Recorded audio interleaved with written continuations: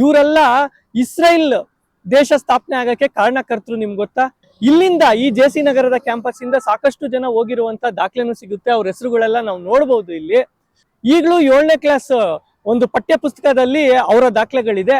ನಮ್ಮ ಪಠ್ಯ ಪುಸ್ತಕದಲ್ಲೂ ಈ ದಾಖಲೆಗಳನ್ನ ಇವತ್ತು ಸೇರಿರೋದು ನಿಜವಾಗ್ಲೂ ಖುಷಿಯ ವಿಚಾರ.